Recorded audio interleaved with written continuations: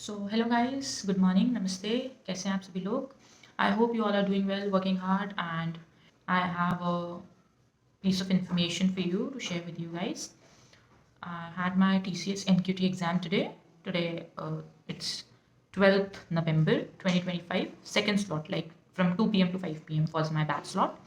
तो पैटर्न बिल्कुल सेम था जो होता है, न्यूमेरिकल एबिलिटी, फिर लॉजिकल रीजनिंग, आपका वर्बल एबिलिटी, उसके बाद एडवांस एप्टीट्यूड और दो coding question, one was easy and the other one was the medium one. ठीक है, तो न्यूमेरिकल एबिलिटी में बेसिकली क्या क्या क्वेश्चंस कवर हुए थे मेरे में, जैसे अपस्ट्रीम डाउनस्ट्रीम वाले जो क्वेश्चंस होते हैं जिसमें डिस्टेंस दे दिया, डायरेक्शन दे दिया, अपस्ट्रीम है डाउनस्ट्रीम है, ठीक है, same direction opposite direction, time दे दिया, वो वाले क्वेश्चंस थे दो। और profit loss, profit percent, loss percent दे रखा है, सीपी एसपी वगैरह वाले दो तीन क्वेश्चंस थे, आराम से तीन तीन क्वेश्चन तो मिनिमम थे, आई रिमेंबर। ठीक है, सिंपल इंटरेस्ट पूछ लिया, रेट, जैसे एक क्वेश्चन था जिसमें रेट सेम था और टाइमिंग डिफरेंट डिफरेंट थी और सिंपल इंटरेस्ट दे रखा था, तो बेसिकली अपने को प्रिंसिपल फाइंड आउट करके बताना था। तो इस टाइप के क्वेश्चन जो नॉर्मल फॉर्मुला बेस्ड क्वेश्चन है, ठीक है। और मार्क्ड प्राइस दे रखा था, डिस्काउंटेड प्राइस दे रखा था, तो एस पी सी पी बताओ, इतना रेट है, इतना वो है, उस टाइप के क्वेश्चन थे। क्वाड्रेटिक इक्वेशन के दो तीन क्वेश्चन थे, रूट्स वगैरह से रिलेटेड, ठीक है, और एक फंक्शन वाला भी था। ठीक है, इसी टाइप के क्वेश्चन थे न्यूमेरिकल एबिलिटी में।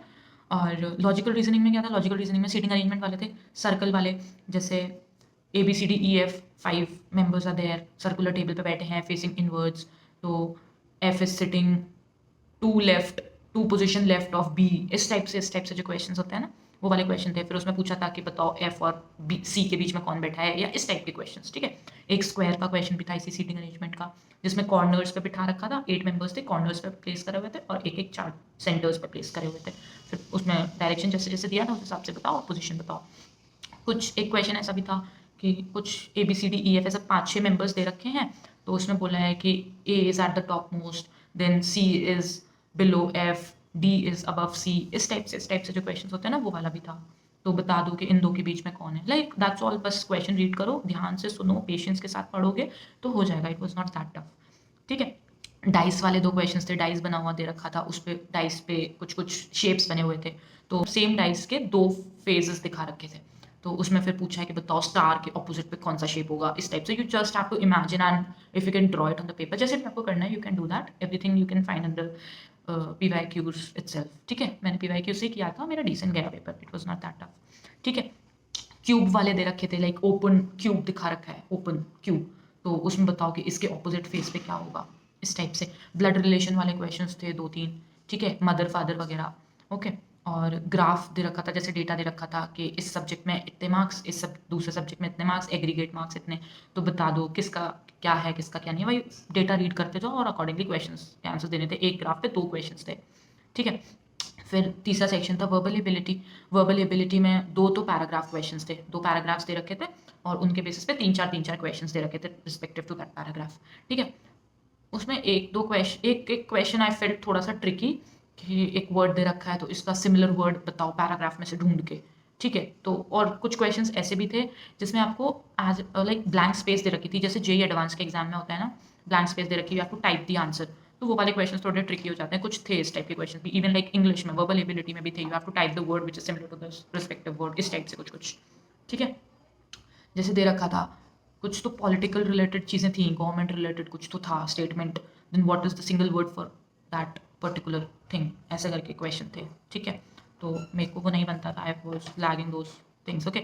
और वर्बल एबिलिटी में एरर्स फाइंड करने वाले क्वेश्चंस थे, काफ़ी सारे क्वेश्चंस थे, slash A B C D, like एक स्टेटमेंट दे रखी है, उसको पार्ट्स में डिवाइड कर रखा है, तो find out the error in the particular statement, कहाँ पे एरर है, ठीक है। और fill in the blanks type questions थे कि इस जगह पे कौन सा वर्ड बेस्ट सूटेबल है, वर्ब वाले क्वेश्चंस थे, ठीक है। एंटोनियम भी था, और कुछ ऐसे क्वेश्चंस भी थे कि एक स्टेटमेंट दे रखी है, उसमें कुछ पर्टिकुलर 3-4 वर्ड्स को अंडरलाइन किया हुआ है, and they asked a single word for that underline words, तो वो वाली चीज़, तो that completely depends on your vocabulary, आपको कितना पता है कितना नहीं पता, ठीक है। और ऑर्डर ऑफ सेंटेंस वाले काफ़ी क्वेश्चंस थे, 3-4 क्वेश्चंस तो बहुत आराम से।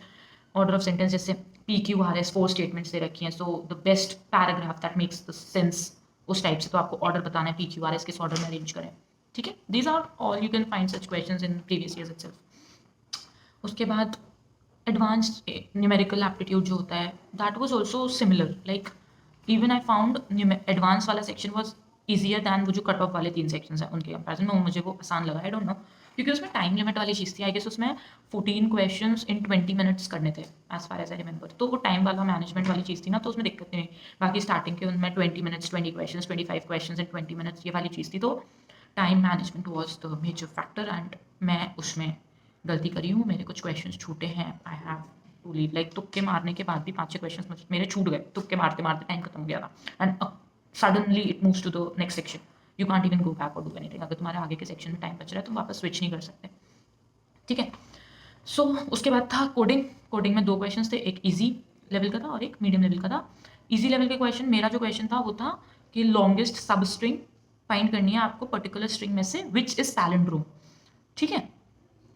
जैसे मेरे को इनपुट दे रखा था BABAA, okay, so the substring will be BAB because BAB can be reversed as well and that is palindrome reverse करने के बाद, तो इस टाइप के क्वेश्चंस, ठीक है। दूसरा क्वेश्चन कुछ तो था, GCD पे बेस्ड था, ओके, सो ग्रेटेस्ट कॉमन डिवाइजर, तो वो मुझको नहीं बनता था बेसिकली, तो कुछ भी मैंने करके उसमें 2 टेस्ट केस चला दिए, उसके 2-3 टेस्ट केसेस, पहला क्वेश्चन हो गया था और सेकंड क्वेश्चन के 3 टेस्ट केस चले थे मेरे। So this was it for the day and मैंने आपको सारी इन्फॉर्मेशन दे दी है, तो all the best for you guys, अच्छे से देना exam. Main thing which I will like you guys to suggest is please time manage कर लेना न्यूमेरिकल वाले सेक्शन में, फटाफट फटाफट टाइम मैनेज करना इज मोर इंपॉर्टेंट। और दूसरी चीज़, पेशेंस के साथ वर्बल एबिलिटी वाले क्वेश्चंस, पैराग्राफ रीडिंग में I like to give you the advice कि पहले क्वेश्चन को रीड कर लो, क्वेश्चन से उसके बाद पैराग्राफ पे जाओ, so there is a high probability कि तुम सिमिलर मीनिंग उधर ढूंढ लोगे, तो accordingly you can find the answer, तो उसमें तुम्हारा टाइम सेव हो जाएगा, ठीक है। और एक चीज़ और कि कोडिंग वाले क्वेश्चन में if you are not able to get any clue क्या करना है, तो वो जो टेस्ट केसेस होते हैं ना, उन्हीं को इफ स्टेटमेंट लगा के कुछ टिकड़म करके just try to solve them, because no one knows क्या क्राइटेरिया सेलेक्ट होने का, इट्स ऑल लक बेस्ड, कि वो आपका नंबर ऑफ टेस्ट केसेस देखेंगे या number of total question pass देखेंगे, we don't know, actually we don't know, तो just try to give your best and rest of it leave it to God, भगवान जी सब अच्छा करेंगे। जय माता दी, everybody, all the best, good luck guys, thank you for watching.